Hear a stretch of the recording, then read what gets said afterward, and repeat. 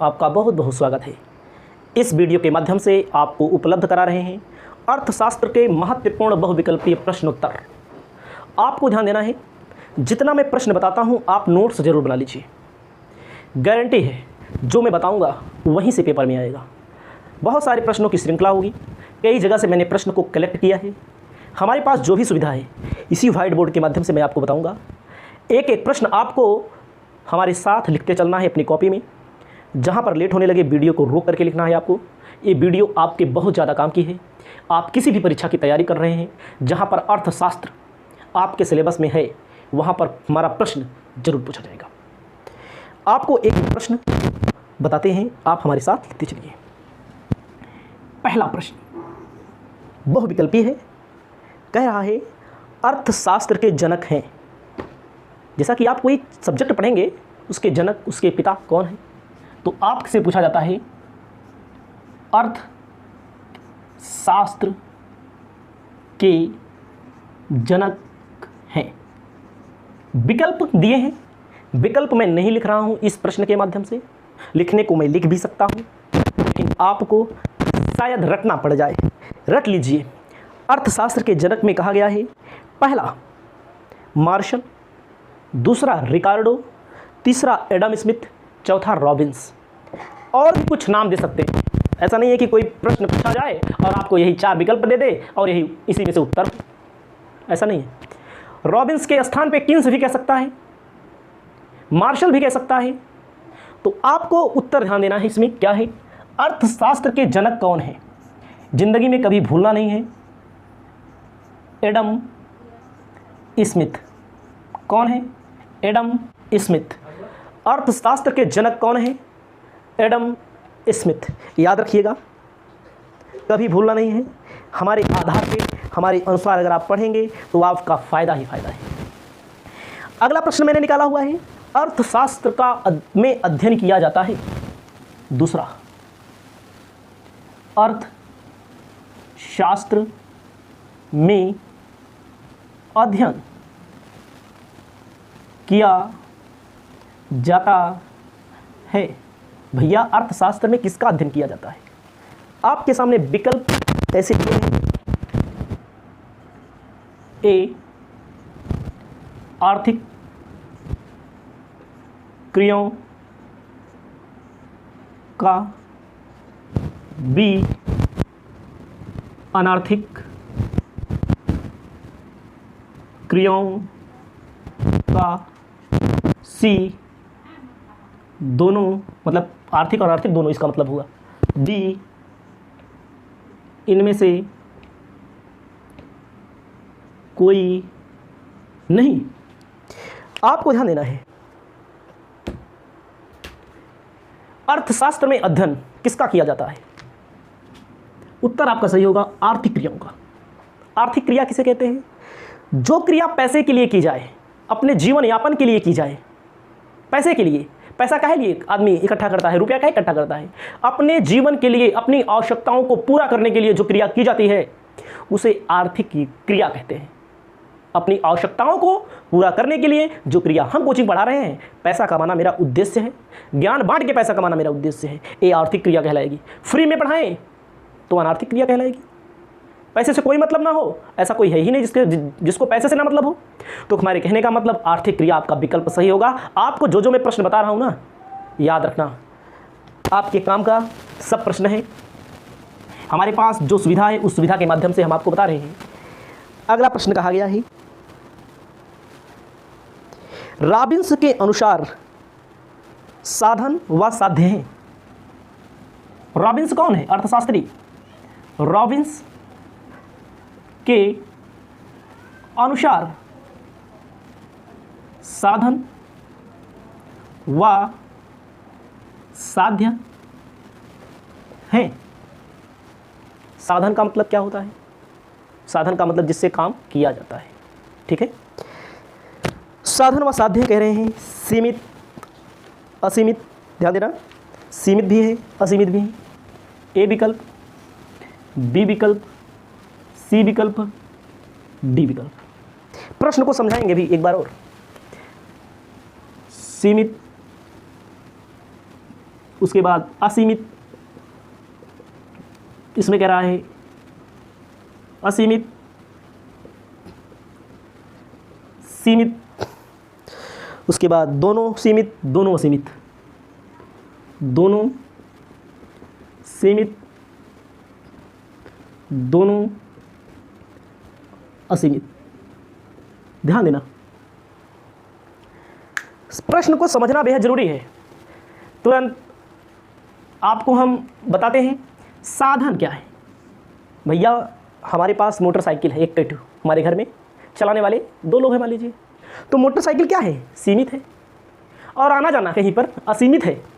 थोड़ी देर की एग्जाम्पल मानिए, जेब में पैसा 100 रुपया है, 1000 रुपया है, 2000 रुपया है ना, कहीं जाएंगे पैसा क्या रहता है, सीमित रहता है।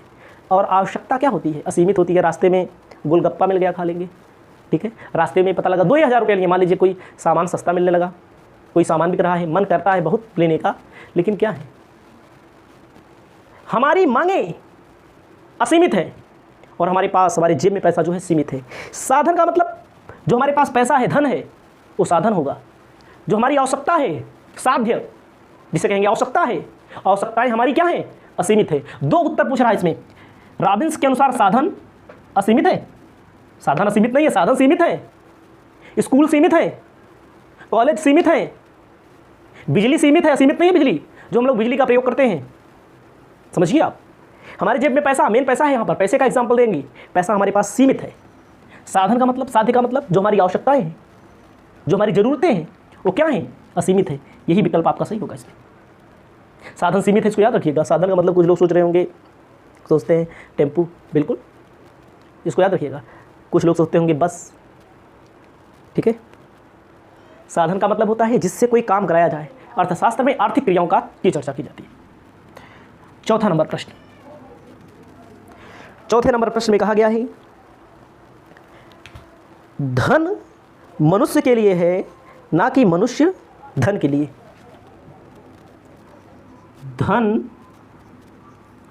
मनुष्य के लिए है, ना कि मनुष्य धन के लिए। यह परिभाषा किसने दी? मनुष्य धन के लिए है, क्या बोल रहा है, देख लेते हैं एक बार फिर से क्या लिखा गया है इसमें। धन मनुष्य के लिए है, बिल्कुल। जो धन है, जो संपत्ति है, वो किसके लिए है, मनुष्य के लिए है, ना कि मनुष्य धन के लिए। ये परिभाषा किसने, ये परिभाषा में विकल्प दिया है मार्शल, रॉबिन्स, एडम स्मिथ, जेबी से। आपको याद रखना है मार्शल, रॉबिन्स, एडम स्मिथ, जेबी से। इसका जो उत्तर होगा विकल्प के तौर पर किसने दी है, मार्शल ने दी है। मार्शल का कहना है कि मनुष्य जो है धन के लिए है, धन मनुष्य के लिए है, जो धन होता है मनुष्य के लिए होता है, ना कि मनुष्य धन के लिए है। इसको याद रखिएगा, ठीक है। परिभाषाओं से संबंधित बहुत सारे क्वेश्चन पूछे जाते हैं, सभी परिभाषाओं से रिलेटेड हम आपको बता दे रहे हैं। याद रखना, इसकी पूरी की पूरी क्लास अपने पास उपलब्ध है। जो स्टूडेंट हमारी वीडियो को नहीं देखे हैं पूरी, वो वीडियो को ले सकते हैं। 5वां नंबर कहता है अर्थशास्त्र धन का विज्ञान है। अर्थशास्त्र धन का विज्ञान है, यह कथन किसका है? इसको याद करना पड़ेगा आपको, विकल्प नहीं देंगे इसमें। अर्थशास्त्र धन का विज्ञान है, यह कथन किसका है? अर्थशास्त्र धन का विज्ञान है, यह कथन किसका है? यहां से क्वेश्चन बहुत पूछे जाते हैं। ये जो परिभाषाएं दी रहती हैं, एडम स्मिथ, किसने कहा है? एडम स्मिथ साहब। एडम स्मिथ कौन है? एडम स्मिथ अर्थशास्त्र के जनक हैं, इसको याद रखिएगा। 6ठा नंबर प्रश्न क्या है? कहा गया है अर्थशास्त्र वास्तविक विज्ञान है, यह कथन किसका है? अर्थशास्त्र वास्तविक विज्ञान है, अर्थशास्त्र वास्तविक विज्ञान है। यह कथन किसका है? भैया यह कथन किसका है? इस कथन को प्रोफेसर रॉबिन्स ने दिया है, इसको याद रखिएगा। परिभाषाओं से संबंधित आपको याद करना पड़ेगा। प्रोफेसर रॉबिन्स ने कहा है अर्थशास्त्र वास्तविक विज्ञान है। यह कथन किसका है? 7वां नंबर आपको ध्यान देना है, कहता है 7वां नंबर कहता है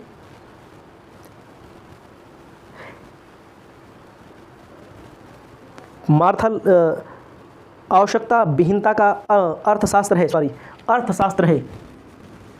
अर्थशास्त्र है। विकल्प दिया रहेगा ए कला, बी विज्ञान, सी दोनों। अर्थशास्त्र जो है कला भी है विज्ञान भी है, इसको आप हमेशा याद रखिएगा। ये तो रट्टू तोता हो गया है। अर्थशास्त्र कला और विज्ञान भी है, ठीक है, यानी कि दोनों हैं। इसमें आपको ध्यान देना है अर्थशास्त्र क्या है? अर्थशास्त्र दोनों होते हैं, कला भी होता है और विज्ञान भी होता है, ठीक है। 8वां नंबर प्रश्न आपको मैं बता रहा हूँ।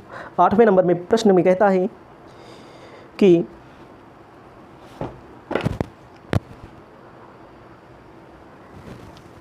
इसमें एक बुक का नाम है एन इंक्वायरी, लिख देते हैं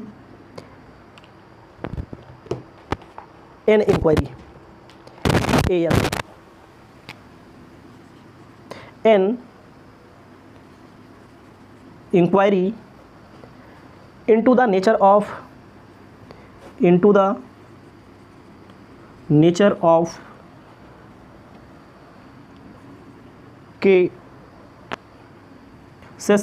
cases of wealth of nation,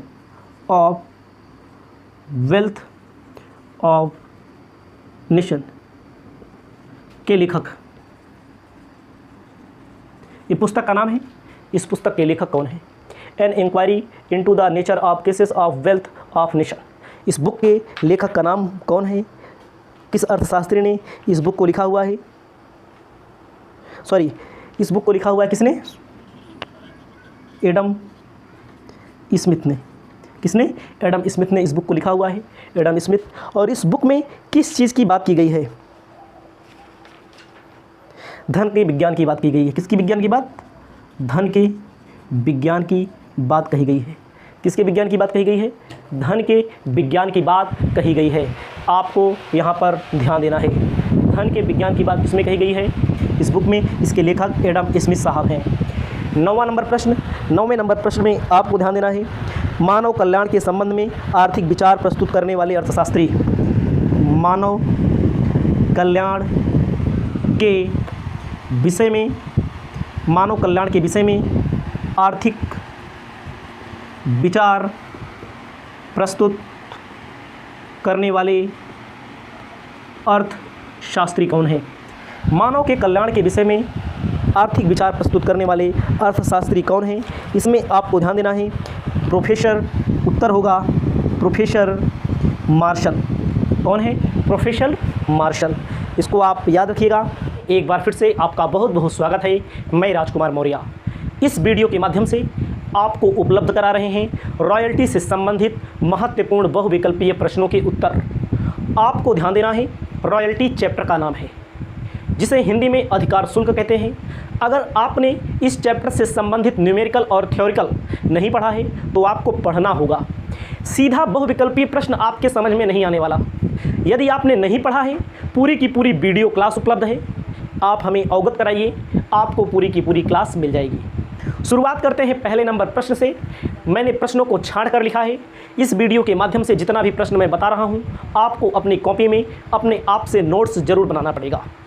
पहला प्रश्न हम आपको उपलब्ध करा रहे हैं। पहला प्रश्न क्या कहता है? पहला प्रश्न है अधिकार शुल्क खाता है कौन सा खाता है? विकल्प दिया गया, ऐसे दिया रहेगा अधिकार शुल्क कौन सा खाता है। आपके सामने विकल्प दिया रहेगा व्यक्तिगत खाता, वास्तविक खाता, नाम मात्र खाता, लाभ हानि खाता। आपके सामने जो विकल्प दिया रहेगा मैं लिख देता हूं विकल्प भी। ए विकल्प दे सकता है व्यक्तिगत खाता, बी विकल्प दे सकता है वास्तविक खाता, सी विकल्प दे सकता है नाम मात्र खाता, डी विकल्प दे सकता है लाभ हानि खाता। आपको ध्यान देना है, 4 विकल्प दिया है, 4 विकल्प में एक ही सही होगा, ये तय है। तो ध्यान देना है, अधिकार शुल्क एक खर्च होता है। जैसे मान लीजिए एक किताब है हमारे पास फाइनेंशियल अकाउंटिंग की, इस किताब को लिखा है डॉक्टर एस.एम. शुक्ला ने। इस किताब को लिखा है doctor S M. Shukla, doctor S M. Shukla ji ने लिखा है। इसको साहित्य भवन वाले छापते हैं। साहित्य भवन वाले जो छापते हैं ये कहा जाएगा प्रत्येक किताब के हिसाब से क्या देते हैं, रॉयल्टी देते हैं। ठीक है, साहित्य भवन वाले रॉयल्टी देते हैं, तो किसको देते हैं रॉयल्टी, एस.एम. शुक्ला को। तो साहित्य भवन वालों के लिए क्या हुआ, ये खर्चा हुआ। हम किसी कोयले की खान को जब पट्टे पर लेते हैं, हम किसी कोयले की खान को जब पट्टे पर लेते हैं तो जिस खान के मालिक को हम जो अमाउंट भुगतान करेंगे उसे कहेंगे क्या, उसे कहा जाएगा रॉयल्टी। रॉयल्टी जो मालिक भुगतान करता है तो उसके लिए क्या होता है, खर्चा। खर्चा का मतलब व्यय, चाहे व्यय हो व हानि हो, नाम मात्र खाते में आता है। आय हो व लाभ हो, नाम मात्र खाते के अंतर्गत आता है। इसीलिए रॉयल्टी यानी कि अधिकार शुल्क कौन सा खाता है, नाम मात्र खाता है। क्यों है, क्योंकि व्यय व हानियों को डेबिट करते हैं, आय व लाभ को क्रेडिट करते हैं। किसके खाते में, जब नाम मात्र खाता दिया रहता है तब।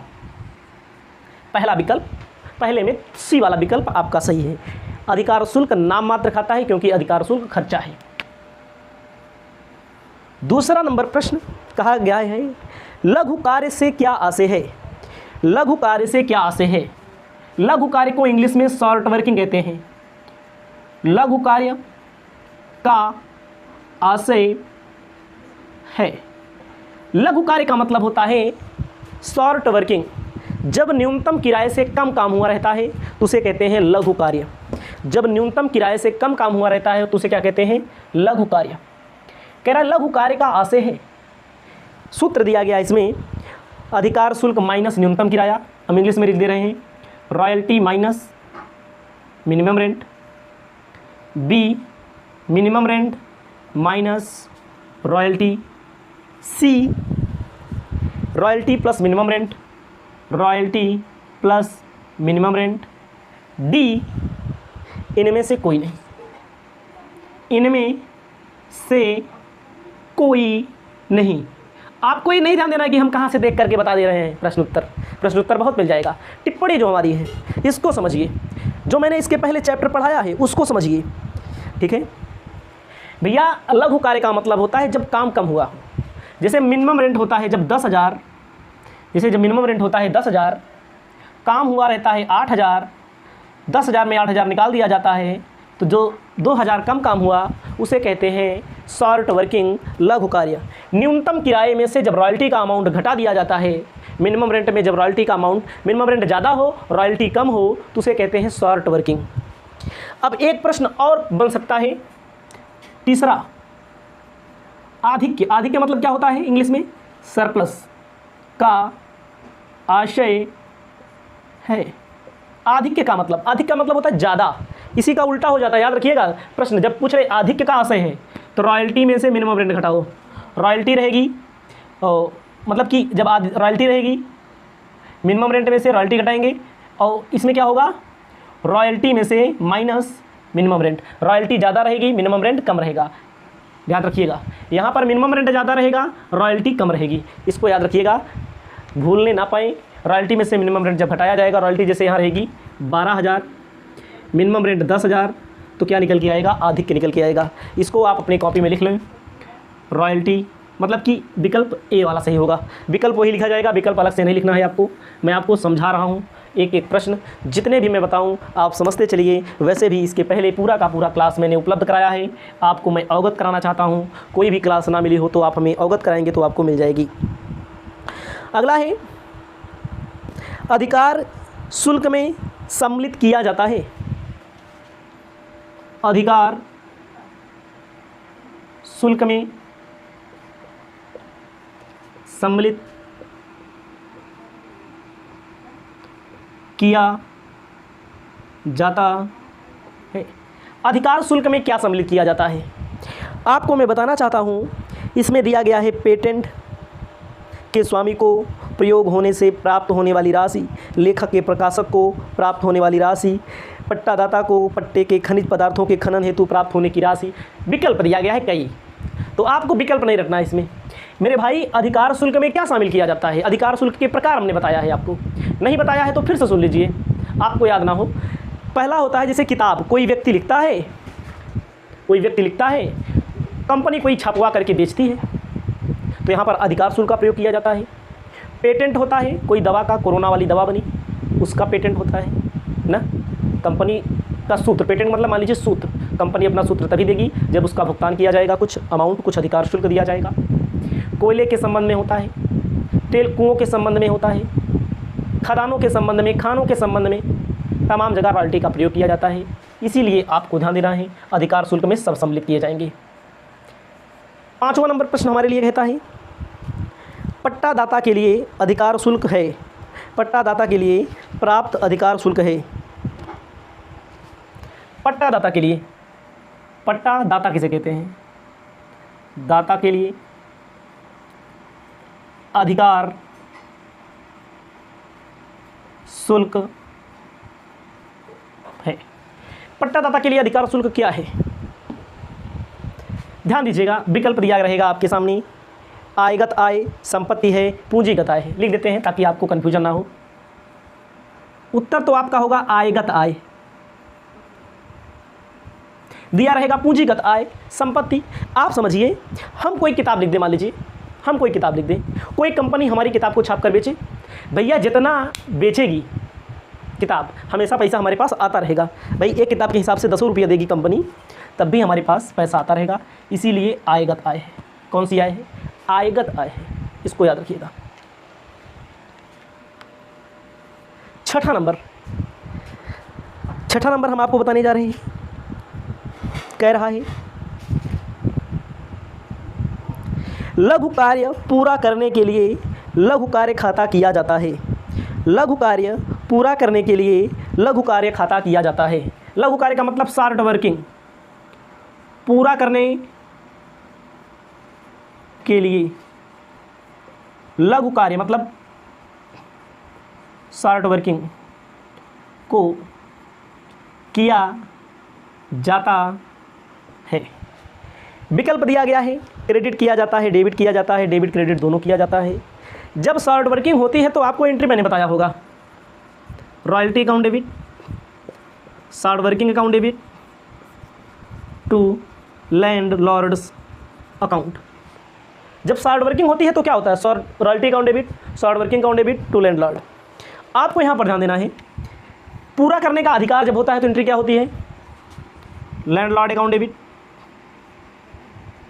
To bank account to short working account. यानी कि जब शॉर्ट वर्किंग हुई, इसको पूरा करने के लिए बाद में शॉर्ट वर्किंग को क्या किया जाता है, क्रेडिट किया जा रहा है ना। तो आपका जो विकल्प जो भी दिया हो, क्रेडिट आपका विकल्प सही होगा। तथ्य मैंने आपको बताई। हमारे बताने का मतलब है नहीं कि किताब से देख ले रहे हैं, यहाँ लिख दे रहे हैं, इसका नहीं मतलब। हमारे बताने का मतलब है कि भाई आपको समझ में आना चाहिए क्या बोल रहा है प्रश्न। शॉर्ट वर्किंग को पूरा करने के लिए लघु कार्य को किया जाता है क्या, डेबिट की क्रेडिट। भाई जब शॉर्ट वर्किंग होगा तो शॉर्ट वर्किंग डेबिट होगा, पूरा करेंगे तो क्रेडिट होगा। पूरा करेंगे मतलब वसूली करते हैं जब। याद रखिए, हमारे द्वारा बताए गए सभी प्रश्न महत्वपूर्ण हैं। ऐसे वैसे प्रश्न हम नहीं बताते हैं, हम सोच विचार करके आपको प्रश्न बताते हैं। अगर आपने पूरा वीडियो वाला देखा है तो आपको कोई तकलीफ नहीं होगी, आप अपने आप से कर सकते हैं। अगला है, लघु कार्य को अपलिखित करने के लिए लघु कार्य खाता किया जाता है। लघु कार्य को अपलिखित करने के लिए, लघु कार्य को पूरा करने के लिए पूछा था, अब की पूछ रहा है शॉर्ट वर्किंग को लघु कार्य, शॉर्ट वर्किंग मतलब लघु कार्य, शॉर्ट वर्किंग को पूरा करने के लिए मतलब अपलिखित करने के लिए, पूरा करने के लिए लघु कार्य किया जाता है। अपलिखित करने के लिए लघु कार्य को क्या करेंगे, तब भी यही उत्तर होगा, चाहे अपलिखित कहे चाहे पूरा करने के लिए कहे, यहाँ बोला है पूरा करने के लिए, क्रेडिट ही उत्तर आपका विकल्प सही होगा। इसको आप अपनी कॉपी में लिख लेंगे। अगला प्रश्न है, कितना प्रश्न हुआ? 7 प्रश्न। 8वां प्रश्न आपको ध्यान देना है। 8वें प्रश्न में कहा गया है कौन न्यूनतम किराए के समान नहीं है? कौन न्यूनतम किराए के समान नहीं है? उत्तर आपका विकल्प जो सही होगा, देखो पहले विकल्प लिखना पड़ेगा इसमें हमको। ए विकल्प में दिया गया है पट्टा किराया,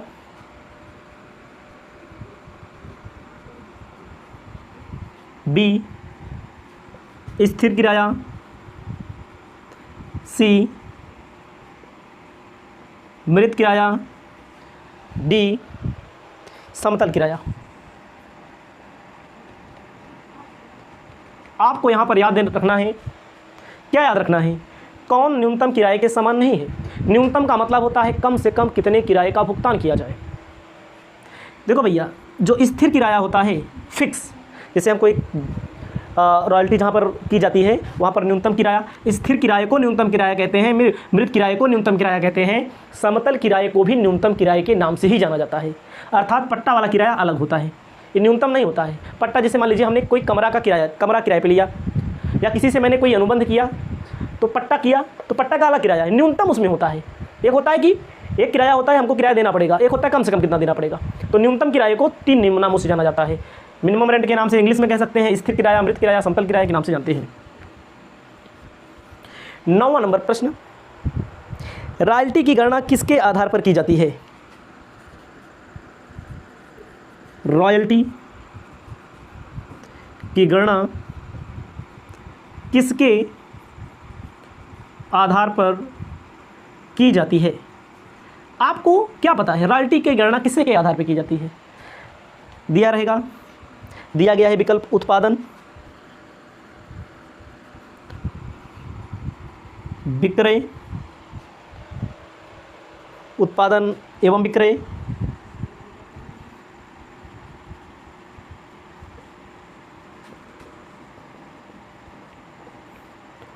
उत्पादन या विक्रय। इस प्रश्न में आपको सभी विकल्प सही लग रहे हैं, वास्तव में सभी सही भी हैं, लेकिन आपको सबसे सटीक सही बताना है। जब रॉयल्टी की गणना करते हैं तो कैसे करते हैं? Output into rate of royalty. Royalty की गणना करते हैं तो क्या आउटपुट का गुणा रेट ऑफ रॉयल्टी से करते हैं, तब आपका आउटपुट वो आता है, रॉयल्टी आता है। ये समझ में आया होगा। जब पुस्तकों की बिक्री वाला आता है, कॉपीराइट वाला आता है, तो क्या करते हैं? सेलिंग के आधार पर करते हैं। यानी कि उत्पादन अकेले रहेगा तो उत्पादन पर होगा, विक्रय जहाँ विक्रय वाली बात होगी, विक्रय पर कहाँ रहेगा तो वहाँ पर विक्रय पर होगा। इसको याद रखिएगा। 10वां प्रश्न,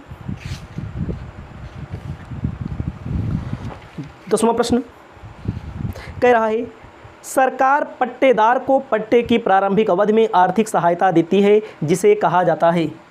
यहाँ पर नहीं आ रहा है तो इसको मैं मिटा रहा हूँ थोड़ा। सरकार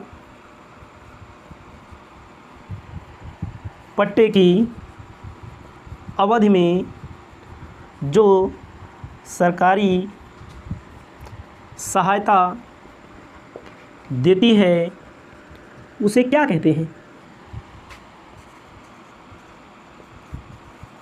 जो सरकारी सहायता देती है उसे क्या कहते हैं? तो आपको मैंने बताया होगा, याद भी होगा आपको याद होगा, अनुदान उसे क्या कहते हैं, या राज सहायता। अनुदान देखो 25% क्वेश्चन में ज़्यादा मिलता था कि जब स्टार्ट वर्किंग होगी, लघु कार्य होगा तो सरकार आपकी मदद भी करेगी। ठीक है, 10 प्रश्नों को एक बार फिर से दोहराते हैं। वीडियो चाहे जितना लंबा बने, आपके काम का है। आपकी बुद्धिमानी यही है कि आप पूरे प्रश्न को बेहतर ढंग से पढ़ें। पहला प्रश्न, अधिकार शुल्क कौन सा खाता है? अधिकार शुल्क नाम मात्र खाता है। दूसरा प्रश्न कहता है लघु कार्य का आशय रॉयल्टी में से मिनिमम रेंट में से रॉयल्टी माइनस कर दो। न्यूनतम किराए से रॉयल्टी, अधिक के पूछ ले तो रॉयल्टी में से मिनिमम रेंट माइनस करना होगा। अधिकार शुल्क में क्या सम्मिलित किया जाता है? अधिकार शुल्क में चाहे पट्टे से संबंधित हो, चाहे ज़मीन से संबंधित, चाहे खदान से संबंधित, चाहे कोयले से संबंधित, चाहे पेटेंट से संबंधित, चाहे कॉपीराइट से संबंधित, चाहे तेल कुओं से संबंधित, सभी को शामिल किया जाता है। पट्टादाता, पट्टा देने वाला, मान लीजिए मैं कोई किताब लिख दूँ और हमें रॉयल्टी मिलती रहे, हमारी किताब को कंपनी छाप के बेचे, तो हमें जो पैसा मिलेगा उसे आएगा, आय कहेंगे, क्योंकि पैसा आता रहेगा। शार्ट वर्किंग को पूरा करने के लिए लघु कार्य खाते में शार्ट वर्किंग को क्या किया जाता है? क्रेडिट। जब शार्ट वर्किंग होगा तो शार्ट वर्किंग डेबिट होता है, जब उसको रिक्यूब किया जाएगा तो उसे क्रेडिट करते हैं। शार्ट वर्किंग को पूरा करने के लिए लघु कार्य खाता किया जाता है, वही है क्वेश्चन। अपलिखित करने के लिए, पूरा करने के लिए बात वही होती है। कौन न्यूनतम किराए के समान नहीं है? न्यूनतम किराए का मतलब स्थिर किराए को न्यूनतम किराया कहते हैं, मृत किराए को न्यूनतम किराया कहते हैं, समतल किराए को न्यूनतम किराया कहते हैं। जो पट्टा किराया है ये न्यूनतम किराए के समान नहीं है। 9वां, रॉयल्टी की गणना किसके आधार पर की जाती है? रॉयल्टी की गणना प्रोडक्शन के आधार पर, output into rate of royalty के आधार पर की जाती है। जब पेटेंट वाला क्वेश्चन पढ़ेंगे आप, जब कॉपीराइट वाला क्वेश्चन पढ़ेंगे तो वहाँ पर विक्रय के आधार पर की जाती है। अगला, सरकार जो पट्टे की अवधि के दौरान अगर कोई घाटा वगैरह हो जाता है तो जो सहायता देती है उसे क्या कहा जाता है? उसे अनुदान के नाम से जाना जाता है। प्रत्येक प्रश्न आपके लिए महत्वपूर्ण है, आपको लिखना जरूरी है। आप नहीं लिखेंगे तो मेरी कोई जिम्मेवारी नहीं होगी कि आपका तैयार हो रहा है कि नहीं तैयार हो रहा है, आपकी प्राथमिकता है। आपको मैं आगे बताता हूँ, बहुत सारे प्रश्नों की श्रृंखला है, बहुत सारे प्रश्न ऐसे भी पेपर में आते हैं कि मैंने जो इसमें नहीं लिखा है, लेकिन जब आप पूरा प्रश्न पूरा आप चैप्टर पढ़ेंगे, बहुत सारे स्टूडेंट कहते हैं नहीं आया इसी में से, आता इसी में से है, लेकिन ऐसा नहीं है कि यही शब्दावली रहेगी। तो इतना होशियार रहना पड़ेगा आपको। अकाउंटिंग है, ठीक है। तो जो स्टूडेंट वीडियो को देखें अपनी नोट्स ज़रूर बनावें, बिना नोट्स के कोई कार्य नहीं होने वाला है। अब मैं आगे चलता हूँ। कितना मैंने बताया? 10 प्रश्न शायद बताया मैंने। हम प्रश्नों की संख्या भूल भी जाते हैं, हम मानते हैं 10 बता दिया है।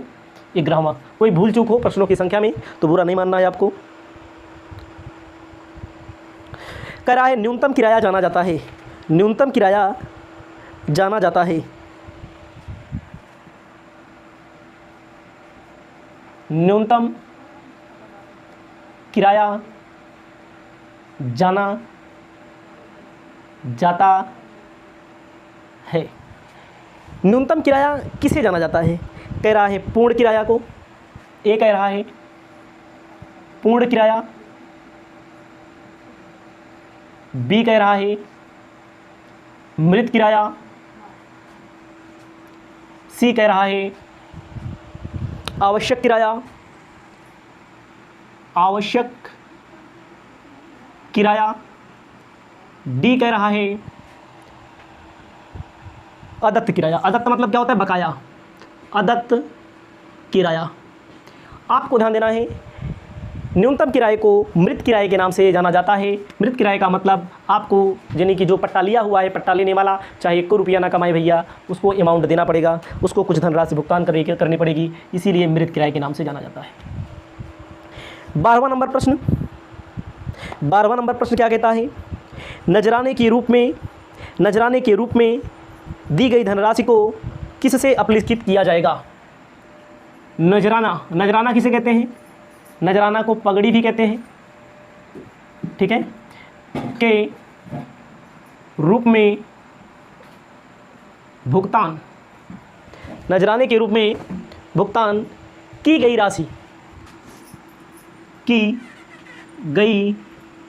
राशि को किससे अपलिखित करते हैं? अपलिखित का मतलब राइट ऑफ करना, अपलिखित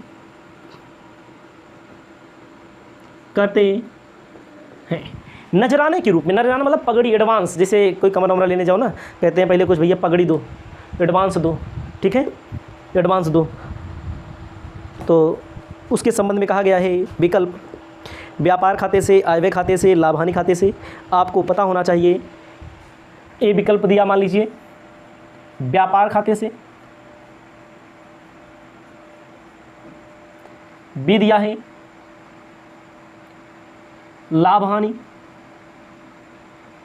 खाते से, सी विकल्प दिया गया है आय व्यय खाते से, आय व्यय खाते से।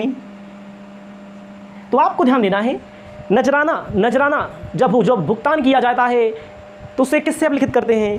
नजराने को लाभ हानि खाते से अपलिखित किया जाता है। नजराने को किससे अपलिखित किया जाता है? लाभ हानि खाते से अपलिखित किया जाता है। अब आपके लिए 13वां नंबर प्रश्न बताते हैं। कहा गया है 13वां नंबर प्रश्न, नजराना एक प्रकार का है। नजराना एक प्रकार का है। नजराना क्या है एक प्रकार का? विकल्प में दे सकता है पूंजीगत व्यय, आयगत व्यय, अस्थगित आयगत व्यय। आपको पता होना चाहिए नजराना जो दिया जाता है, नजराने का जो भुगतान, पगड़ी, कमरा लेने जाइए किराए पे तो एडवांस जो पैसा लेते हैं उसे क्या कहते हैं? उसे पगड़ी कहते हैं। नजराना क्या है? पूंजीगत व्यय होता है। पूंजीगत व्यय क्या होता है? पूंजीगत व्यय होता है। 14 नंबर प्रश्न आपको ध्यान देना है। पूंजीगत का मतलब होता है लंबे समय के लिए दिया जाता है, ठीक है, इकट्ठा दिया जाता है। अगला, नजराने का भुगतान किया जाता है किस्त में, आवश्यकता अनुसार, एक मुश्त में। आपको ध्यान देना है नजराना मतलब पगड़ी। नजराने का भुगतान, नजराने का भुगतान किया जाता है। जो नजराने का भुगतान किया जाता है किस्त में किया जाता, एक मुश्त में किया जाता है। एक मुश्त में किया जाता है, इसको हमेशा याद रखना है। इकट्ठा किया जाता है। स्टूडेंट गलती कर सकते हैं, गलतियों से बचना है आपको। 15वां नंबर प्रश्न कहा गया है खानों से संबंधित अधिकार शुल्क में स्वामी कहलाता है। खानों से संबंधित, 15वां नंबर, खानों से संबंधित स्वामी कहलाता है। खानों से संबंधित स्वामी क्या कहलाता है? कह रहा है भूमिपति, पट्टेदार, उपपट्टेदार, इनमें से कोई नहीं। जो खान होती है इसे क्या, इस भूमि जमीन में होती है, भूमिपति के नाम से जाना जाता है। खानों के संबंध में जो स्वामी होगा उसे भूमिपति के नाम से जाना जाएगा। 16वां नंबर प्रश्न कह रहा है वसूली योग्य लघु कार्य की राशि को दर्शाया जाता है। वसूली योग्य लघु कार्य की राशि को दर्शाया जाता है। वसूली योग्य लघु कार्य की राशि को दर्शाया जाता है। जो ऐसा अधिकार शुल्क, ऐसा रॉयल्टी, लघु कार्य, ऐसा लघु कार्य जिसके वसूलने की अभी संभावना है, जिसको अभी वसूल किया जा सकता है, उसे कहाँ दर्शाया जाता है, इसको आपको ध्यान देना है, याद रखना है। विकल्प जो दिया गया है, विकल्प में नहीं पढ़ रहा हूँ, मैं नहीं लिख रहा हूँ। विकल्प में जो कहा गया है वसूली योग्य कहाँ दर्शाया जाता है, इसमें दिया गया है लाभ हानि खाते के डेबिट पक्ष में, लाभ हानि खाते के क्रेडिट पक्ष में, व्यापार खाते के क्रेडिट पक्ष में, चिट्ठे के संपत्ति पक्ष में। तो आपका चिट्ठे के संपत्ति पक्ष में, बैलेंस शीट के एसेट्स में, क्योंकि पैसा भी मिलेगा। डेबिट में खर्चा दिखाया जाता है, इसको याद रखिएगा, डेबिट में खर्चा दिखाया जाता है। वसूली योग्य अभी वसूल सकते हैं, अभी तक की संपत्ति में दिखाया जाएगा। अगला प्रश्न 17वां आपको ध्यान देना है। 17वां प्रश्न क्या कहता है? 17वां प्रश्न कहता है, 17वां नंबर प्रश्न, पट्टेदार की पुस्तकों में भविष्य के वर्षों में प्राप्य लघु कार्य है। पट्टेदार की पुस्तकों में भविष्य में लघु कार्य यही है। भविष्य में जो ध्यान में रखना है, इस वीडियो को देखने से पहले एक बात आपको ध्यान में रखना है, केंद्रीय प्रवृत्ति की माप का चैप्टर आपको आना चाहिए, न्यूमेरिकल और थ्योरिकल। अगर आपको चैप्टर नहीं आता है तो आप हमें अवगत कराइए, आपकी हम पूरी मदद करेंगे। आपको हम बताना चाहते हैं, प्रश्नों का क्रम अब पहले से फिर से हम शुरू करते हैं। अब कितना प्रश्न पिछली वीडियो में था उसको हम नहीं जानते हैं, हम भूल चुके हैं। मान लीजिए प्रश्नों की संख्या 18, 19, 20 रहती है, ऐसे कुछ होगा। तो आपको समझना है, कह रहा है प्रश्न संपादन किया जाता है। संपादन किया जाता है, संपादन किया जाता है, संपादन किया जाता है। आप पढ़े होंगे सारणीयन करना, संपादन करना, निर्वचन करना। कह रहा है ए विकल्प कह रहा है प्राथमिक समंकों का, प्राथमिक समंकों का। बी विकल्प कह रहा है द्वितीयक समंकों का। सी कह रहा है दोनों। डी कह रहा है इनमें से कोई नहीं। आपको ध्यान देना है, समंकों का संपादन, समझिए, प्राथमिक समंक हो चाहे द्वितीयक समंक हो, दोनों का संपादन किया जाता है। ठीक है, समंकों का संपादन चाहे प्राथमिक समंक हो। प्राथमिक का मतलब क्या होता है? जो खुद हम कलेक्ट करें, अनुसंधान करता जब खुद आंकड़ों को इकट्ठा करता है, उस पर रिसर्च करता है, तो उसे प्राथमिक समंक कहते हैं। जब वह किसी दूसरे माध्यम से, समाचार पत्रों के माध्यम से, न्यूज़ चैनल के माध्यम से, सूत्रों के हवाले से, कहते नहीं समाचार, आप देखिए यूट्यूब पर बहुत सारे न्यूज़ चैनल हैं। जैसे हम कोई सूचना देंगे, हम मान लीजिए न्यूज़ चैनल न्यूज़ वीडियो डालना चाहते हैं, तो हम कहीं पर अगर देखेंगे आज तक वालों ने किया है, एनडीटीवी वालों ने किया है, तो कहेंगे एनडीटीवी के हवाले से, एनडीटीवी की खबर से ना, सूत्रों से मिला है कि फला खबर होगी। तो जब हम खुद हमें जानकारी हो तो कहेंगे प्राथमिक, जब वो दूसरे से लिया जाता है तो कहा जाता है द्वितीयक। अर्थात समंकों का संपादन जो है, चाहे प्राथमिक समंक हो चाहे द्वितीयक समंक हो, दोनों का किया जाता है। अगला प्रश्न है, दूसरा प्रश्न कहता है वर्गीकरण सारणियन का चरण है। वर्गीकरण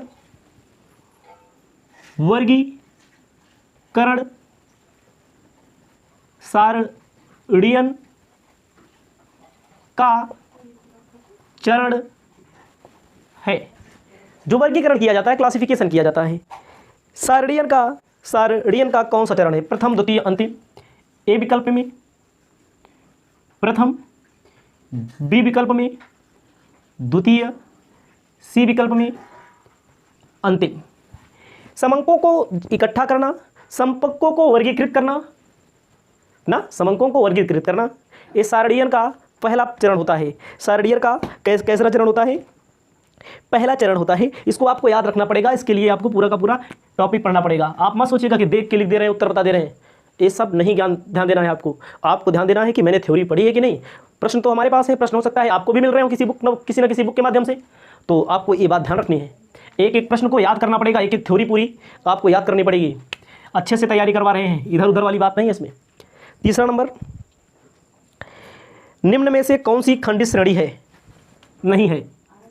निम्न में से कौन खंडित श्रेणी नहीं है? निम्न में कौन खंडित श्रेणी नहीं है? कह रहे हैं एक पुस्तक में पृष्ठों की संख्या, ए विकल्प, एक पुस्तक में पृष्ठों की संख्या, बी एक मकान में कक्षों की संख्या, सी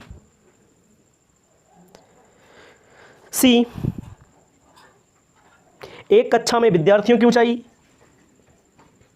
एक कक्षा में विद्यार्थियों की ऊंचाई, डी एक महाविद्यालय में छात्रों की संख्या, एक महाविद्यालयों में छात्रों की संख्या। निम्न में कौन खंडित श्रेणी नहीं है? एक पुस्तक में पृष्ठों की संख्या, एक मकान में कक्षों की संख्या, एक कक्षा में विद्यार्थियों की ऊंचाई, एक महाविद्यालय में छात्रों की संख्या। तो आपको ध्यान देना है, विकल्प आपका सी सही होगा, यानी कि ए खंडित श्रेणी है, ए है, एक खंडित श्रेणी नहीं है। जो नहीं है उसी को आपको बताना है। खंडित श्रेणी का मतलब होता है पद दिया होगा, जैसे प्राप्तांक दिए गए होंगे, छात्रों की संख्या दी गई होगी, पुस्तक दिया गया होगा, पृष्ठों की संख्या दी गई होगी, महाविद्यालय दिया गया होगा, छात्रों की संख्या दी गई होगी। तो एक कक्षा में विद्यार्थियों की ऊंचाई ये आपका खंडित श्रेणी के अंतर्गत नहीं आता है, इसको याद रखिएगा। चौथा नंबर प्रश्न हम आपको बताते हैं। चौथा नंबर प्रश्न क्या है? कह रहे हैं समंकों को निम्न प्रकार प्रस्तुत किया जा सकता है। समंकों को निम्न प्रकार प्रस्तुत किया जा सकता है। समंकों को निम्न प्रकार प्रस्तुत किया जा सकता है। समंकों को निम्न प्रकार प्रस्तुत किया जा सकता है सारणियन द्वारा। ए कोई भी समंक हो उनको सारणी द्वारा प्रस्तुत किया जा सकता है, आरेख द्वारा। सी हमारी बेटी बोल रही है, देखिए रो रही है थोड़ा, इससे बिंदु रेखा द्वारा, बिंदु रेखा चित्रों द्वारा। डी होता है सभी, उपरोक्त सभी। आपको ध्यान देना है मैं जो बता रहा हूँ, समंक कोई भी असमंक हो, कोई भी आंकड़ा हो, समंक को जो प्रस्तुत किया जाता है, समंक को जो प्रस्तुत किया जाता है, देखो सारणी बनाकर भी, आरेख द्वारा भी, बिंदु रेखा से, चित्रों के द्वारा भी, यानी कि सभी से प्रस्तुत किया जा सकता है। वेरी इंपॉर्टेंट क्वेश्चन है, इसको आप ध्यान दीजिएगा। प्रत्येक प्रश्न को मैं लिख रहा हूँ, बता रहा हूँ। अब आगे का प्रश्न ध्यान देना है। कौन सा माध्य चरम मूल्यों में सबसे अधिक प्रभावित होता है? कौन सा माध्य चरम मूल्यों से अधिक प्रभावित होता है? कौन सा माध्य चरम मूल्यों से सबसे अधिक प्रभावित होता है? ए, बी, सी, डी। ऐसे दिया रहेगा समांतर माध्य, माध्यिका, बहुलक, गुणोत्तर माध्य। आपको एक बात याद रखना है, समांतर माध्य उत्तर तो सही होगा। क्यों सही होगा इसको ध्यान दीजिए। समांतर माध्य में प्रत्येक अंकों का अपना एक महत्व होता है। जो भी अंक लिखा होगा सबको जोड़ा जाएगा, जोड़ने से भाग दिया जाएगा। माध्यिका बहुलक में कोई ना कोई छोड़ना पड़ता है, कोई ना कोई छोड़ दिया जाता है। आप जब क्वेश्चन सॉल्व किए होंगे तब पता लगा होगा, यहाँ पर सबको जोड़ना पड़ता है, यहाँ पर कोई ना कोई छोड़ दिया जाता है। इसीलिए सबसे ज़्यादा समांतर माध्य प्रभावित होता है। सबसे कम कौन प्रभावित होता है? बहुलक प्रभावित होता है। इसको मैंने बताया, जहाँ पर अंकों को छोड़ दिया जाता है।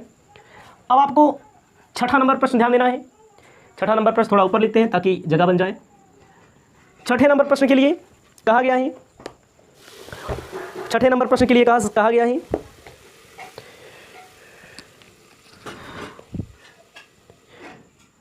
बहुलक की गणना हेतु वर्गांतर सदैव होने चाहिए।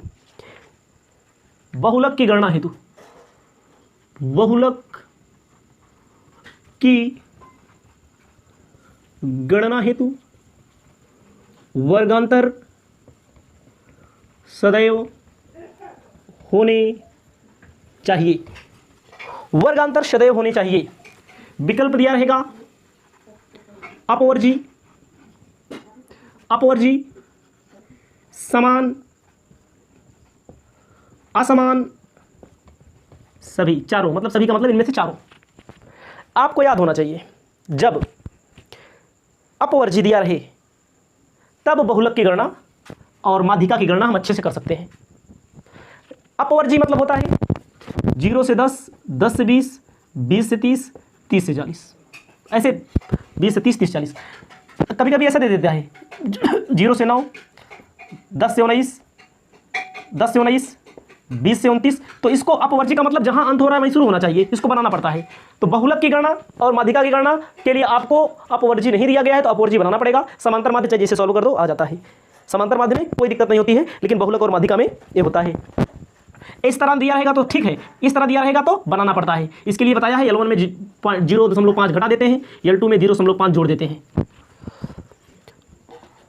छठा नंबर, ये बात सातवां नंबर प्रश्न। सातवां नंबर,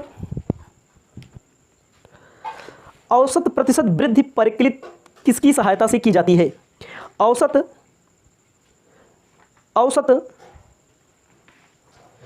प्रतिशत वृद्धि किसकी सहायता, परिकलित औसत, जहां पर औसत वृद्धि दी गई हो, किसकी सहायता से की जाती है? सहायता से गणना की जाती है। समांतर माध्य, माध्यिका, बहुलक, ये कौन सा उत्तर सही होगा? समांतर माध्य दिया रह सकता है, बहुलक दिया हो सकता है, बहुलक के बाद वो दिया हो सकता है, क्या बोलते हैं, बहुलक के बाद गुणोत्तर माध्य दे सकता है, हरात्मक माध्य भी देता है। तो इसमें आपको ध्यान देना है, इसमें जो गुणोत्तर माध्य और हरात्मक माध्य आप पढ़ेंगे, मैं आपको देख करके बताता हूँ। गुणोत्तर माध्य और हरात्मक माध्य जब आप पढ़ेंगे तो जहाँ पर कहा रहे कि इतना औसत वृद्धि हो रही है, तो वहाँ पर जियोमेट्रिक मीन औसत वृद्धि के में गुणोत्तर माध्य से गणना करते हैं, गुणोत्तर माध्य से गणना करते हैं। याद रखना, ये गलती ना होने पाए। यही सब गलतियां हैं जो स्टूडेंट भूल कर देते हैं। जहाँ पर किलोमीटर प्रति घंटा प्रति इकाई ये सब दिया है, वहाँ पर हरात्मक माध्य, जहाँ पर किलोमीटर वाली बात हुई रहे वहाँ पर हरात्मक माध्य से गणना की जाती है। इसको आप याद रखिएगा, भूलना नहीं है।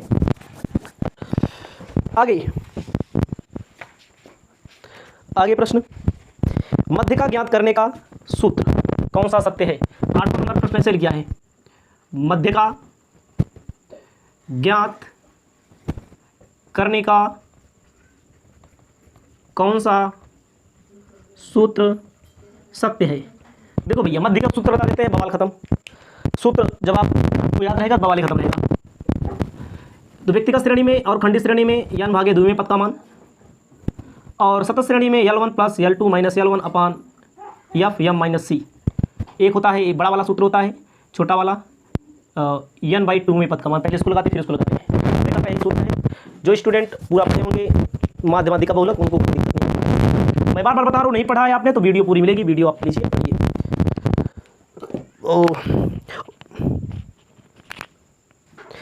किस केंद्रीय प्रवृत्ति की माप में श्रेणी के सभी पद सम्मिलित नहीं होते? तो बताया है शायद मैंने, कोई दिक्कत नहीं है। अब दिया गया है कि निम्नलिखित में से किस माध्य की गणना के लिए समूहन विधि का प्रयोग होता है? किस माध्य की गणना के लिए समूहन विधि का प्रयोग होता है? समूहन विधि का प्रयोग, ग्रुपिंग मेथड। उत्तर विकल्प देगा, समांतर माध्य, माध्यिका, बहुलक, ये सब देगा। तो आपको पता होना चाहिए, अगर आप बहुलक पढ़े होंगे ग्रुपिंग मेथड, तो बहुलक में समूहन विधि, जिसमें चार्ट बनाया जाता है, 2-2 का जोड़ा, एक छोड़कर 2-2 का जोड़ा, 3-3 का जोड़ा, एक 3-3 का जोड़ा, एक छोड़कर 3-3 का जोड़ा, ये सब बताया जाता है। 10वां, केंद्रीय प्रवृत्ति का सर्वोत्तम और आदर्श माध्य कौन सा है? केंद्रीय प्रवृत्ति का सर्वोत्तम और आदर्श माध्य, केंद्रीय प्रवृत्ति का सर्वोत्तम एवं आदर्श माध्य कौन सा है? ये सब प्रश्न बहुत महत्वपूर्ण है। विकल्प नहीं लिख रहे हैं, बस समांतर माध्य, माध्यिका, बहुलक, यही विकल्प दिया रहेगा। सबसे आसान भी है, समांतर माध्य सर्वोत्तम होता है। विकल्प आपका समांतर माध्य इसमें सही होगा। केंद्रीय प्रवृत्ति का सर्वोत्तम एवं आदर्श माध्य कौन सा है? 11वां नंबर प्रश्न कह रहा है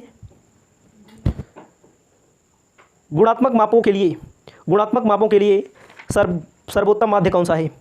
गुणात्मक मापों के लिए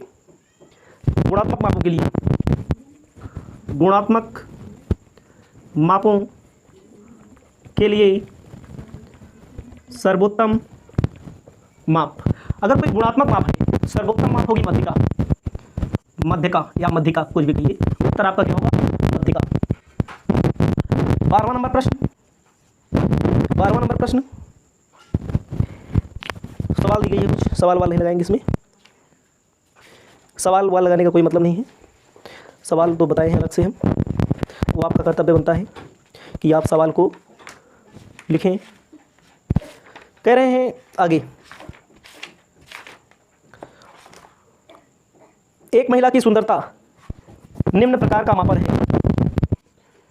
एक महिला की सुंदरता निम्न प्रकार का मापन है। एक महिला की सुंदरता निम्न प्रकार का मापन है। परिशुद्ध, सापेक्षिक मापन, दोनों का मापन। ध्यान देना है आपको यहाँ पर, महिला की सुंदरता अगर मापनी है, परिशुद्ध मापन, एब्सोल्यूट मेजरमेंट, ये आपका उत्तर सही होगा।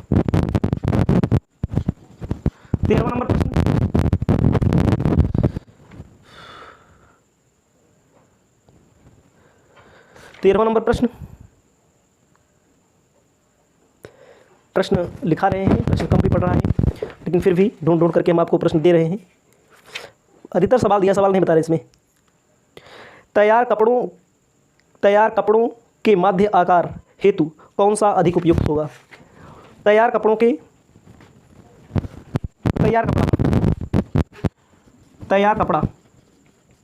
अगर कोई कपड़ा तैयार किया जाता है जो लोग ज़्यादा पसंद करते हैं, उसी को उपयुक्त माना जाता है। ज़्यादा जो पसंदगी की बात होती है फैशन। बहुलक का मतलब क्या होता है? फैशन। तैयार कपड़ों के लिए क्या शुद्ध होगा? बहुलक शुद्ध होगा। बहुलक महत्वपूर्ण होगा। 13 नंबर मैंने प्रश्न बताया, 13 तक उल्टा प्रश्न बताते हैं। तैयार कपड़ा के लिए बहुलक, महिला की शुद्धता के लिए परिशुद्ध मापन, गुणोत्तर गुणात्मक मापों के लिए मध्य का होता है, केंद्रीय प्रवृत्ति की सर्वोत्तम माप समांतर माध्य है। किस माध्य की गणना की समूहन विधि का प्रयोग किया जाता है? बहुलक को ग्रुपिंग मेथड से हम सॉल्व करते हैं। मध्य का ज्ञात करने का कौन सा सूत्र सत्य है? कौन सा सूत्र है? n+1 / 2 में पद का मान, यहाँ पर L1 + L2 - L1 upon m - c n/2। मध्य का ज्ञात करने का औसत वृद्धि किसकी सहायता से गणना की जाती है? गुणोत्तर माध्य की सहायता से गणना की जाती है। बहुलक की गणना हेतु वर्गाकार अपवर्जी होना चाहिए, जैसे 0 से 10 से 20 20 से 30 30 40 40 50 होना चाहिए। अपवर्जी नहीं तो अपवर्जी बनाया जाता है। कौन सा माध्य चरम मूल्यों से सबसे अधिक प्रभावित होता है? समांतर माध्य में प्रत्येक समंकों का काम पड़ता है, इसलिए अधिक प्रभावित होता है। समंकों को निम्न प्रकार प्रस्तुत किया जा सकता है, सभी प्रकार से प्रस्तुत कर सकते हैं, आरडी द्वारा, आरेख द्वारा, बिंदु रेखा चित्रों द्वारा, सभी से। निम्न में कौन सा श्रेणी नहीं है? एक कक्षा में ऊंचाई खंड श्रेणी नहीं है, ऊंचाई अकेले बनेगा, इसको याद रखिए, ठीक है, व्यक्तिगत होगा। निम्न में वर्गीकरण सारणियों का चरण है प्रथम, संपादन किया जाता है प्रथम समंकों का, द्वितीय समंकों का। 13 ही नंबर प्रश्न अभी मैंने आपको बताया है। और भी प्रश्न हम देख लेते हैं, ठीक है, और भी प्रश्न हम देख लेते हैं। अगर बताने लायक है तो मैं आपको बताता हूँ, अन्यथा आप पूरी तैयारी बना के रखिए, ठीक है, पूरी तैयारी बना के रखिए। किसी भी प्रश्न को पेपर में किसी भी प्रकार से साम दाम दंड भेद करके किसी भी प्रकार से पेपर में प्रश्न पूछ सकता है। पेपर में ये जान लीजिए आसान प्रश्न बहुत कम पूछे जाते हैं, ट्रिकी प्रश्न, महत्वपूर्ण बहुविकल्पीय प्रश्न बताने जा रहे हैं। पूरी वीडियो को देखना है आपको, पूरे क्वेश्चन को अपनी कॉपी में लिखना है। एक एक प्रश्न को मैं बताने जा रहा हूँ। ये प्रश्न कई जगह से कलेक्ट किया है मैंने। हमारे पास जो व्हाइट बोर्ड है, इसी व्हाइट बोर्ड के माध्यम से आपको प्रश्न लिख करके मैं बताता हूँ। आप अपनी कॉपी में अवश्य लिखिएगा। पहला प्रश्न, आप इकोनॉमिक्स से संबंधित बहुविकल्पी प्रश्न पढ़ रहे हैं, तो इसमें मांग से संबंधित जो प्रश्न है उसको हम प्राथमिकता दे रहे हैं, उससे ज़्यादा प्रश्न आपको हम बता रहे हैं मांग से संबंधित। और मांग का जो चैप्टर है, मांग का नियम और मांग की लोच, आपको ध्यान देना है। इसकी मैंने थ्योरी की पूरी वीडियो बनाई है, अगर आप तक ना प्राप्त हुई हो तो आप उसे प्राप्त करें, ठीक है। पहला प्रश्न कहता है, किन वस्तुओं की मांग आय के साथ प्रत्यक्ष रूप से संबंधित होती है? प्रश्न लिखिए, किन वस्तुओं की मांग आय के साथ प्रत्यक्ष रूप से संबंधित होती है? संबंधित होती है। विकल्प दिया गया है, अनिवार्य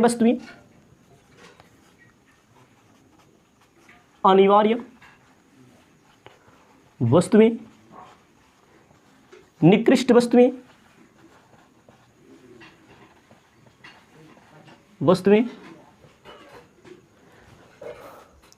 विलासिता की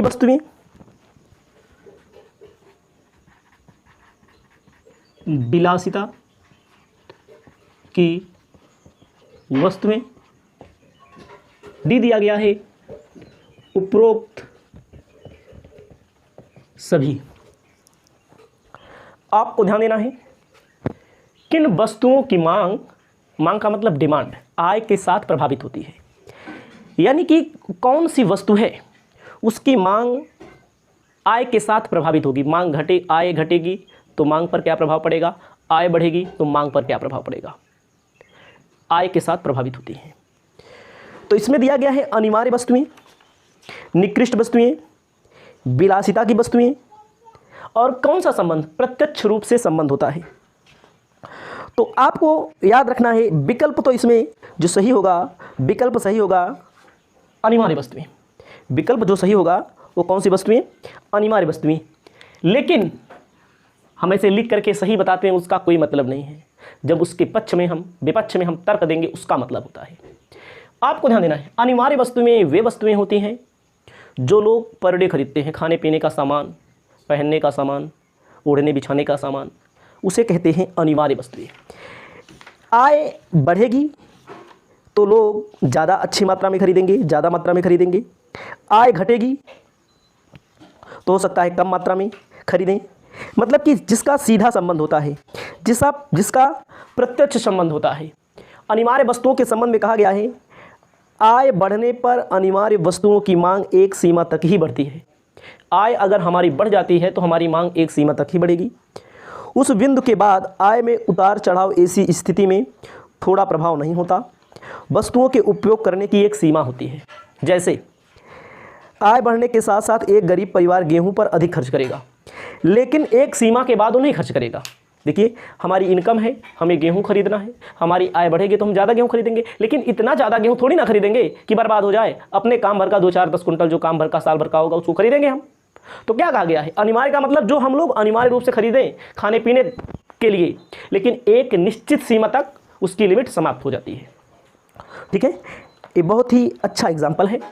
इसे आप अपने कॉपी में लिख दीजिए, किन वस्तुओं की मांग आय के साथ संबंध होता है। मांग आय बढ़ेगी तो उसकी मांग भी बढ़ेगी, लेकिन एक निश्चित सीमा पर मांग रुक जाती है। दूसरा प्रश्न क्या कहा गया है? कहा गया है मांग प्रभावित होती है। मांग प्रभावित होती है। मांग प्रभावित होती है। मांग किससे प्रभावित होती है? आय में परिवर्तन से। विकल्प दिया गया है आय में परिवर्तन से। बी विकल्प जो दिया गया है धन के वितरण में परिवर्तन से। धन के वितरण में परिवर्तन से। सी विकल्प दिया गया है मुद्रा की मात्रा में परिवर्तन से। मुद्रा की मात्रा में परिवर्तन। डी दिया गया है उपरोक्त सभी। आपको ध्यान देना है प्रश्न क्या कहता है। मांग प्रभावित होती है। मांग क्या होती है? मांग प्रभावित होती है। मांग कब कम होगी, कब ज़्यादा हो जाएगी, ये चीज़ पूछ रहा है। मांग जो प्रभावित होती है आय में परिवर्तन से। आय में परिवर्तन का मतलब भाई हमारी आय आज कम है, आज मान लीजिए कम है, आज हमारी आय कम है, कल हमारी आय बढ़ जाए तो हमारी जो मांग है, हमारी मांग भी बढ़ जाएगी। 2 कमरा में गुजारा कर रहे हैं, 4 कमरा बनवाने के लिए सोचेंगे। मांग प्रभावित होती है धन के वितरण से। हमारे पास धन ज़्यादा आ जाए।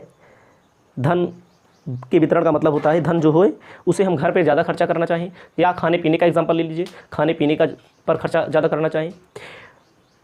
ठीक है, धन का वितरण मतलब धन को कहाँ कहाँ पर खर्च किया जाए। मुद्रा की मात्रा में परिवर्तन होने से मुद्रा की मात्रा बढ़ भी सकती है, घट भी सकती है ना। तो अर्थात मांग जो प्रभावित होती है उपरोक्त तीनों कारणों से प्रभावित होती है।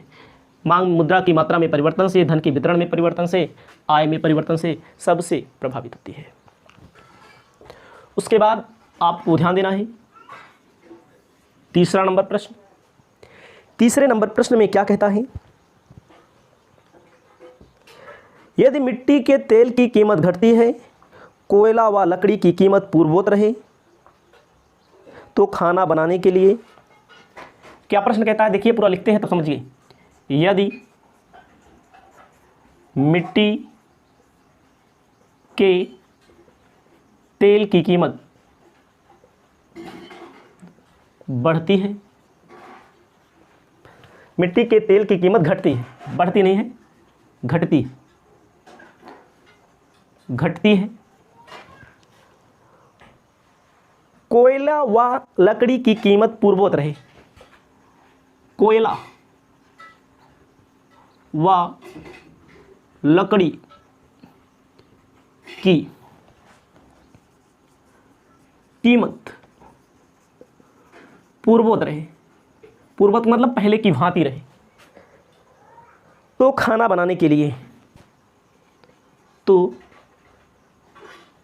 खाना बनाने के लिए क्या उपयुक्त होगा?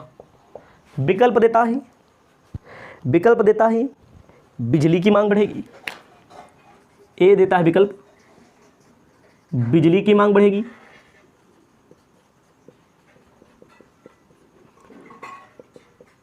बी देता है विकल्प मिट्टी के तेल की मांग बढ़ेगी।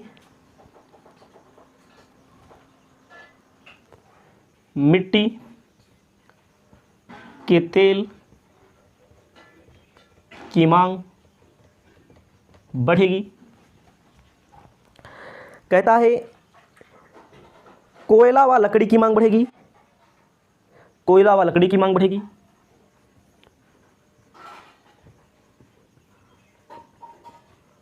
लकड़ी की मांग बढ़ेगी। डी कहता है उपरयुक्त में कोई नहीं वाला ऑप्शन हम नहीं लिखते हैं। क्या कहता है? मिट्टी के तेल की कीमत घटती है। मिट्टी के तेल की कीमत घटती है जबकि लकड़ी की कीमत व कोयले की कीमत पूर्ववत रहे तो खाना बनाने के लिए, ध्यान दीजिएगा, खाना बनाने के लिए लकड़ी व कोयले का प्रयोग ज़्यादा होता है। इसको ध्यान दीजिएगा। तो खाना बनाने के लिए लकड़ी जो है उसकी कीमत पहले ही रहे, उसकी कीमत में कोई परिवर्तन ना हो। तो आपको पता होना चाहिए बिजली की मांग बढ़ेगी। बिजली का काम यहाँ, बिजली का नाम नहीं है, बिजली का नाम यहाँ पर नहीं है। यहाँ पर मिट्टी के तेल की मांग बढ़ेगी, नहीं बढ़ेगी, क्योंकि ज़्यादातर कोयला व लकड़ी का प्रयोग किया जाता है। खाना बनाने के लिए किसका प्रयोग किया जाता है? मिट्टी का तेल का भी प्रयोग किया जाता था, लेकिन कोयले का ज़्यादा प्रयोग किया जाता है, लकड़ी का ज़्यादा प्रयोग किया जाता है। वास्तव में लकड़ी से ज़्यादा खाना बनाया जाता है। आप गैस की तुलना में लकड़ी से ही ज़्यादा खाना बनाया जाता है अभी भी, इसको याद रखिएगा। चौथा नंबर प्रश्न कहता है कि निम्न में से कौन सा मांग के नियम लागू होने के कारण नहीं है? निम्न में से कौन सा मांग का नियम लागू होने के कारण नहीं है? निम्न में कौन सा मांग के नियम लागू होने के कारण नहीं है? विकल्प जो दिया गया है प्रतिस्थापन प्रभाव, प्रतिस्थापन प्रभाव, प्रतिस्थापन प्रभाव, प्रभाव। बी विकल्प दिया गया है प्रतिस्थापन प्रभाव, बी विकल्प आय प्रभाव, आय प्रभाव। सी दिया गया है गिफिन का विरोधाभास, गिफिन का विरोधाभास।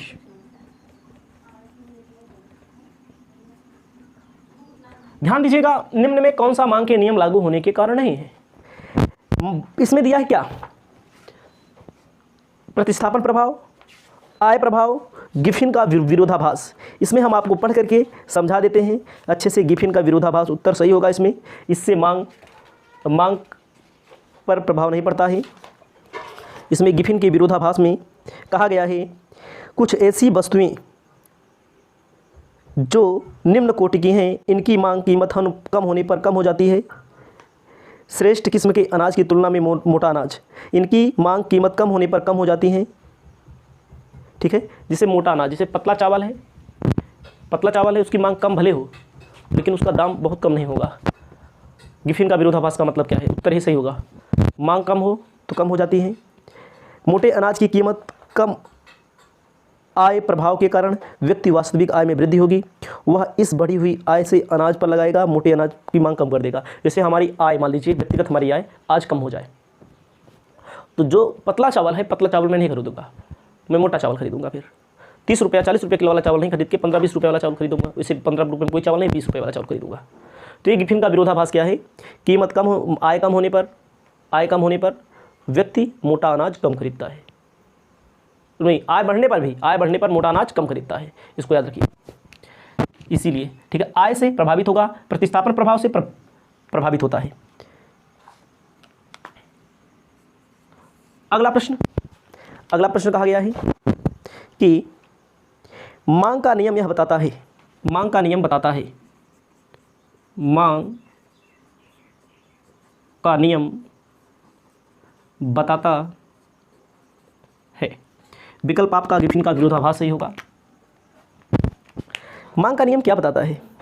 विकल्प दिया गया है, ए विकल्प दिया गया है, जब आय बढ़ती है मांग बढ़ती है। आय बढ़ती है मांग बढ़ती है। बी विकल्प कहा गया है, जब मूल्य बढ़ता है मांग घटती है। जब मूल्य बढ़ता है मांग घटती है। जब मूल्य बढ़ता है मांग घटती है। सी विकल्प कहा गया है, मूल्य बढ़ते हैं मांग घटती है। मूल्य बढ़ते हैं मांग घटती है। डी विकल्प कहा गया है, जनसंख्या बढ़ती है मांग बढ़ता है। जनसंख्या बढ़ती है मांग बढ़ता है। देखो भाई, इसमें क्या है, मांग का नियम याद रखिए, जब मूल्य बढ़ेगा तो मांग घटेगी। मांग का नियम है ये, मूल्य कम होगा तो मांग बढ़ेगी। इसमें कहाँ है, आय बढ़ती है तो मांग बढ़ती है, ऐसा नहीं है। हमारी आय बढ़ेगी तो ऐसा नहीं है कि हम सब पैसा खर्चा करें, ऐसा नहीं हमारी मांग भी बढ़ जाए। जब बढ़ती है मांग बढ़ती है, लेकिन वो चीज़ नहीं। मांग का नियम क्या कहता है, इसमें मूल्य बढ़ता है मांग घटती है नहीं, ठीक है। इसमें आपका नियम जो सही होगा, जब मूल्य बढ़ते हैं, मांग का नियम जो है, मांग का नियम, मूल्य बढ़ेगा मांग घटेगी, ठीक है। मूल्य बढ़ेगा तो मांग घटेगी, मूल्य कम होगा तो मांग बढ़ेगी, मूल्य कम होगा तो मांग बढ़ेगी। ये मांग का नियम है, इसको याद रखिएगा। बाकी सब कुछ होता है, लेकिन मांग का नियम ही बताता है, मेरे ही बताता है क्या, मूल्य बढ़ता है तो मांग घटती है, मूल्य घटता है तो मांग बढ़ जाती है। इसको याद रखिएगा, मांग का नियम है। विकल्प यही सही है आपका, ठीक है। छठा नंबर कहता है, मांग का महत्वपूर्ण तत्व कौन सा है? मांग का महत्वपूर्ण तत्व कौन सा है? निश्चित मूल्य, निश्चित मूल्य, बी विकल्प निश्चित मूल्य, बी विकल्प आवश्यकता या प्रभावी इच्छा, आवश्यकता या प्रभावी इच्छा, सी विकल्प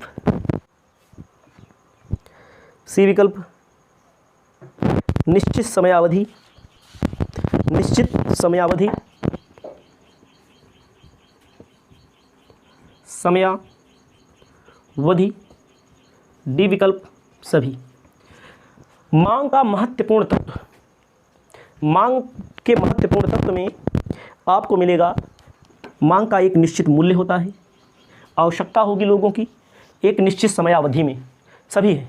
इसमें जो विकल्प आपका सही होगा ये सभी होगा, क्योंकि ये सभी नियम लागू होते हैं। अब आपको मैं आगे बताता हूँ। 7वें नंबर, 7वां नंबर प्रश्न हमारा क्या कहता है। प्रश्न हमारे पास बहुत सारे हैं, प्रश्न को हम एक एक करके बता रहे हैं आपको। कह रहे हैं, किस प्रकार की वस्तुओं के मूल्य में कमी होने पर मांग में वृद्धि होती है? किस प्रकार की वस्तुओं के मूल्य में कमी होने पर मांग बढ़ती है? इसमें दिया गया है, प्रश्न में विकल्प जो दिया गया है, कह रहा है आरामदायक वस्तुएं, ए विकल्प आरामदायक दायक वस्तुएं, प्रतिष्ठात्मक वस्तुएं, प्रतिष्ठात्मक वस्तुएं। सी विकल्प जो दिया गया है गिफिन वस्तुएं।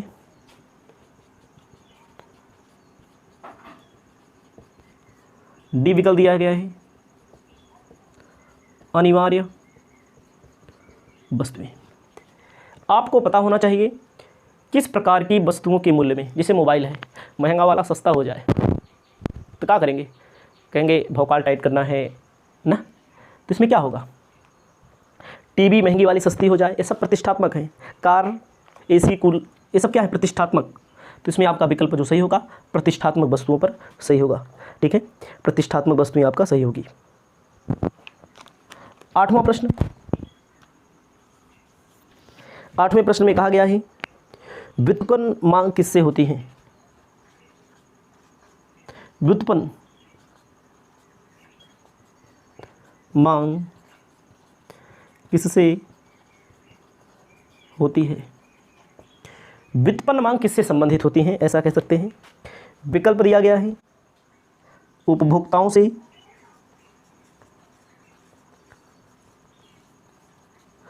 बी विकल्प दिया गया है उत्पादों से,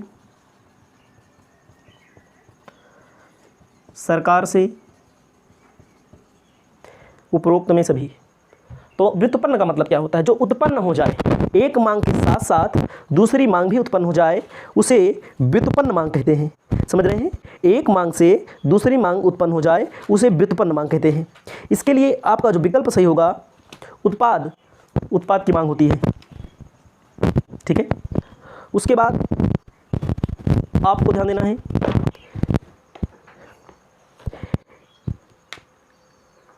वस्तु के मूल्य में गिरावट लाती है। वस्तु के मूल्य में गिरावट लाती है, जगह लिख दे रहे हैं, वस्तु के मूल्य में गिरावट लाती है। वस्तु के मूल्य में गिरावट कौन लाता है, कह रहे हैं मांग में विस्तार, मांग में गिरावट, मांग में विस्तार, मांग में गिरावट, समय एवं परिस्थितियां समान रहती हैं। तो इसमें विकल्प इसका जो है मैं यहाँ लिखता हूँ, विकल्प काली से लिख देता हूँ। कह रहा है वस्तु की मांग में गिरावट आती है, लाती है, मांग में विस्तार, मांग में गिरावट। ये विकल्प दिया गया है मांग में विस्तार, बी विकल्प दिया गया है मांग में गिरावट, सी विकल्प दिया गया है समय उपभोक्ता की वास्तविक आय में वृद्धि, उपभोक्ता की वास्तविक आय में वृद्धि। डी कहता है उपभोक्ता की वास्तविक आय में कमी है, वास्तविक आय में कमी। कह रहा है वस्तु के मूल्य में गिरावट लाती है। वस्तु के मूल्य में, जब वस्तु का मूल्य कम कब होता है, तो इसमें आपको ध्यान देना है जब उपभोक्ता की वास्तविक आय में वृद्धि होगी तो वस्तु का मूल्य ऑटोमेटिक कम हो जाएगा। ठीक है, तो ये विकल्प आपका यही सी वाला सही है। इसे आप अपनी कॉपी में लिख लीजिए। अगली वीडियो में और भी